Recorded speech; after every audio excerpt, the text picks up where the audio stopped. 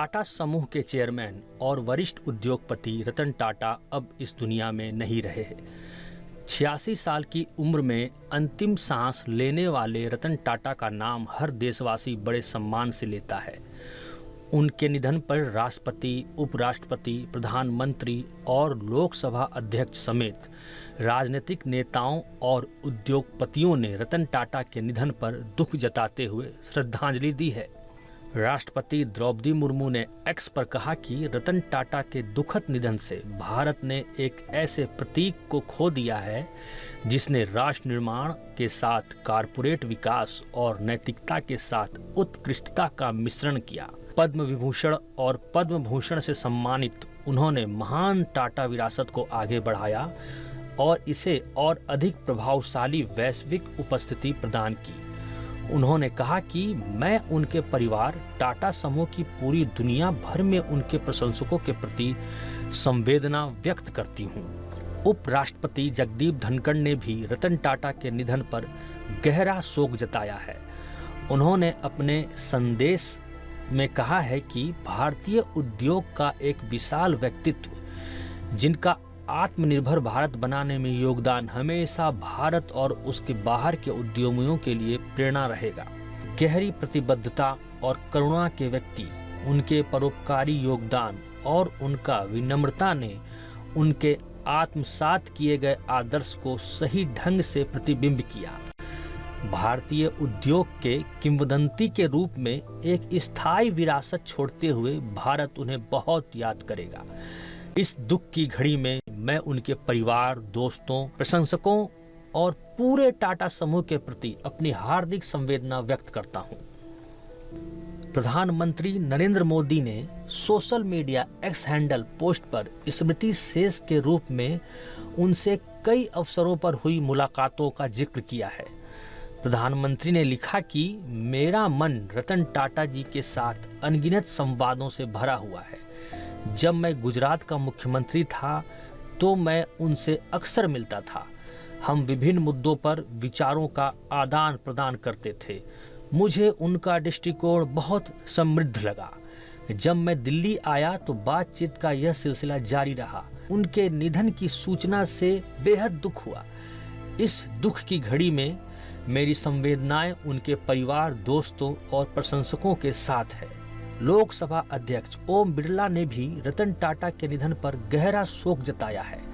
उन्होंने अपने संदेश में कहा है कि भारत ने आज एक ऐसे महान उद्योगपति और समाज सेवी को खो दिया जिन्होंने न केवल भारतीय उद्योग जगत को नई ऊंचाइयों तक पहुंचाया, बल्कि अपनी निस्वार्थ सेवा और उदारता से समाज के हर वर्ग को प्रेरित किया। रतन टाटा की सादगी, दूरदर्शिता और सेवा भावना युगों युगों तक प्रेरणा का स्रोत बनी रहेंगी। उनका जाना देश के लिए एक अपूरणीय क्षति है। ईश्वर दिवंगत आत्मा को शांति प्रदान करे।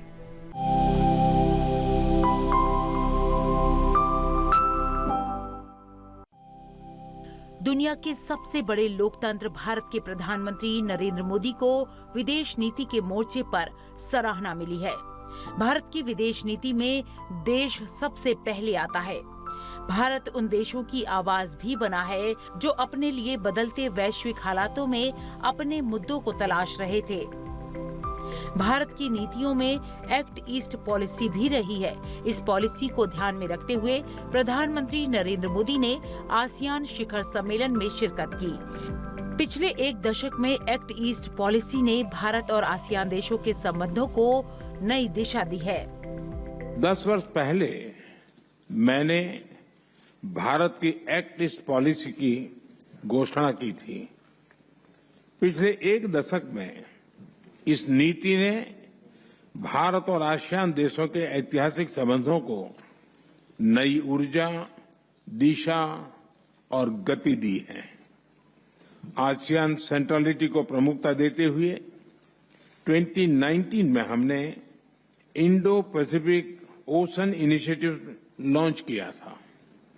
ये ASEAN outlook on Indo Pacific को कॉम्प्लीमेंट करता है। पिछले वर्ष क्षेत्रीय सुरक्षा और स्थिरता के लिए मैरीटाइम एक्सरसाइज की शुरुआत की गई है। भारत की विदेश नीति की ये खासियत रही है कि इसमें कोई बड़ा नहीं, कोई छोटा नहीं। भारत की नीति वैश्विक कल्याण की नीति है। प्रधानमंत्री नरेंद्र मोदी ने आसियान शिखर सम्मेलन में भारत और आसियान देशों के संबंधों के महत्व को बताया। तो वहीं 21वीं सदी में कैसे भारत और आसियान देश अहमियत रखते थे, इसको लेकर भी अपने विचार साझा किए। हम शांतिप्रिय देश हैं, एक दूसरे की राष्ट्रीय अखंडता और संप्रभुता का सम्मान करते हैं और अपने युवाओं के उज्जवल भविष्य के प्रति हम कमिटेड हैं। मेरा मानना है कि 21वीं सदी एशियन सेंचुरी भारत और आसियान देशों की सेंचुरी है। आज जब विश्व के कई हिस्सों में संघर्ष और तनाव की स्थिति है, तब भारत और आसियान की मित्रता, समन्वय, संवाद और सहयोग बहुत ही महत्वपूर्ण है।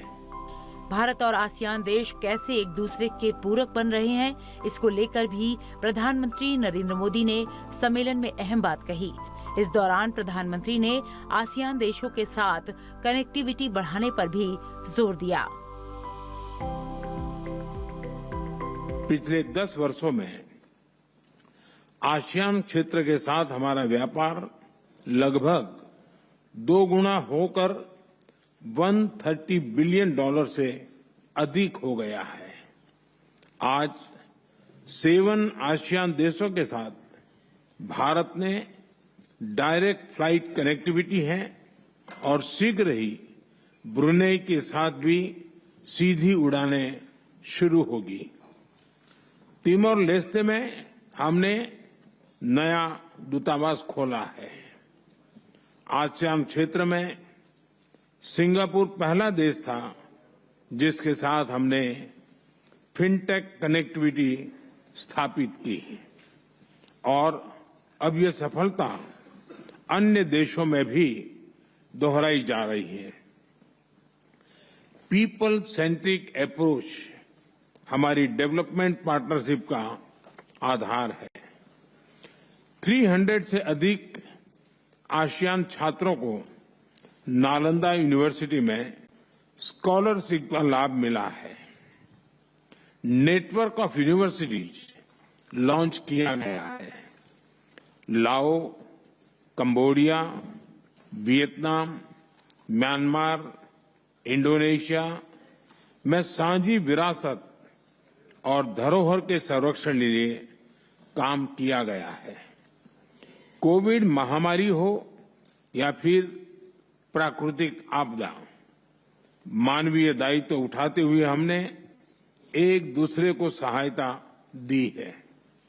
विभिन्न क्षेत्रों में सहयोग के लिए science and technology fund, digital fund और ग्रीन फंड स्थापित किए गए हैं। भारत ने इनमें $30 मिलियन से अधिक का योगदान किया है। परिणाम स्वरूप आज हमारा सहयोग अंडर वाटर से लेकर स्पेस तक फैला है।